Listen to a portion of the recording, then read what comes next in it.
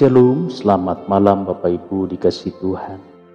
Berjumpa kembali kita dalam program Santapan Rohani pada saat malam hari ini.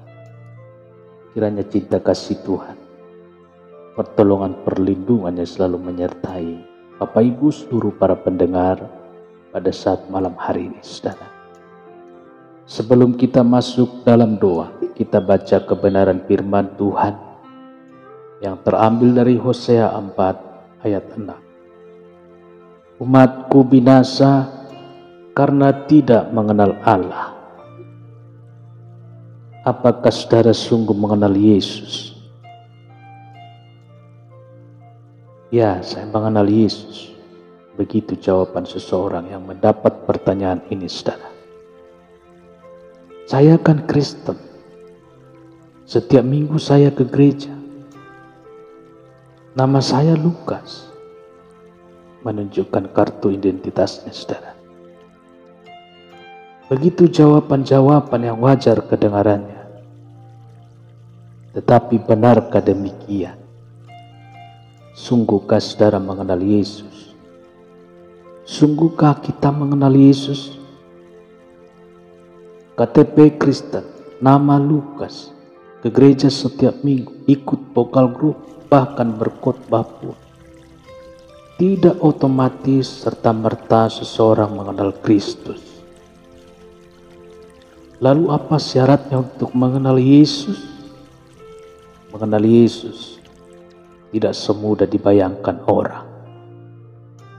Menerima Yesus dan mengenal Yesus adalah dua hal yang berbeda, saudara. Menerima Yesus tanpa syarat mudah sekali. Seketika cepat dan proses cepat. Begitu kita membuka pintu hati baginya dan mempersilakan Yesus masuk, kita sudah menerima Yesus. Seperti Bill Graham, penginjil dunia itu berkata, terima Yesus itu tanpa biaya atau gratis. Sebaliknya mengenal Yesus tidak mudah. Butuh waktu, perlu proses, saudara. Harus melewati jalan tertentu. Singkatnya, untuk mengenal Yesus sebagai Tuhan secara pribadi dibutuhkan proses, usaha seumur hidup. Kita simak apa yang tertulis dalam Alkitab. Kolose 2 ayat 6-7. Kamu telah menerima Kristus Yesus Tuhan kita. Karena itu hendaklah hidupmu tetap di dalam Dia. Hendaklah kamu berakar di dalam Dia, dibangun di atas Dia. Hendaklah kamu bertambah teguh dalam iman yang telah diajarkan kepadamu. Dan hendaklah hatimu melimpah dengan syukur. Siapa gerangan Yesus yang saudara kenal? Apakah terbatas seperti seorang dokter yang bisa menyembuhkan segala jenis penyakit? Apakah dia seperti tokoh Sinterklas yang membagi-bagikan berkat seperti yang dialami Petrus dan kawan-kawannya, 2 perahu penuh dengan ikan? Mungkin saudara mengenalnya bagai dukun sakti mandraguna yang bisa mengusir ribuan setan legion yang merasuki orang gila di Gerasa. Tidak cukup kenal sebatas itu, saudara. Kita harus mengenal Yesus secara intim, secara akrab. Kita harus bergaul erat dengannya seperti sahabat karib. Jika hanya dari jauh mengenal Yesus, saudara akan rugi. Kolose 2 ayat 6, kamu telah menerima Kristus Yesus Tuhan kita. Karena itu hendaklah hidupmu tetap di dalam Dia. Jangan hijrah, saudara. Hijrah artinya pindah atau meninggalkan.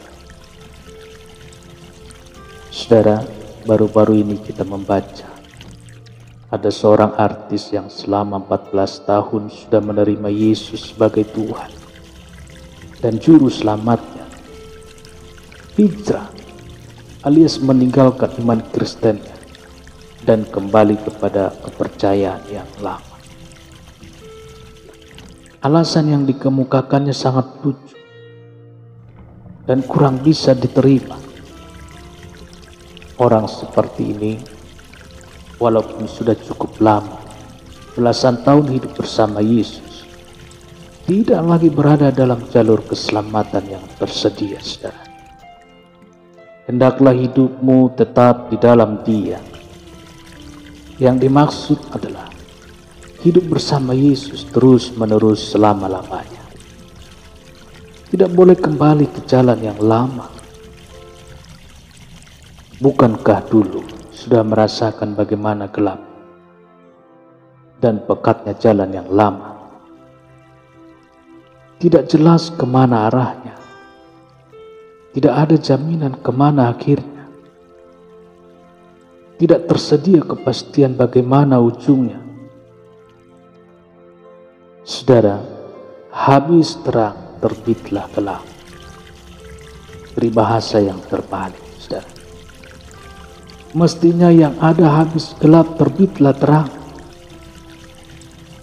Seperti ungkapan dalam kumpulan tulisan Raden Ajeng Kartini,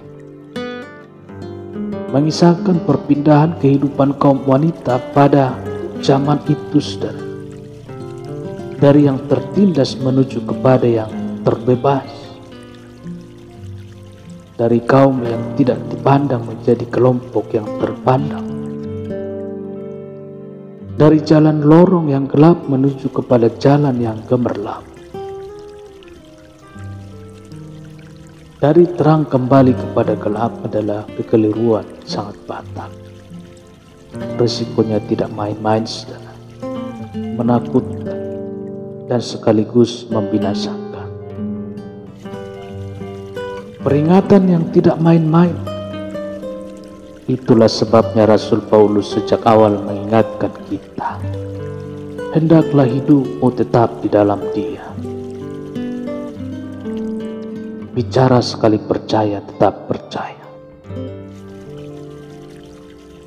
Kita simak dalam Kisah Rasul 4 ayat 12. Dan keselamatan tidak ada di dalam siapapun juga selain di dalam Dia.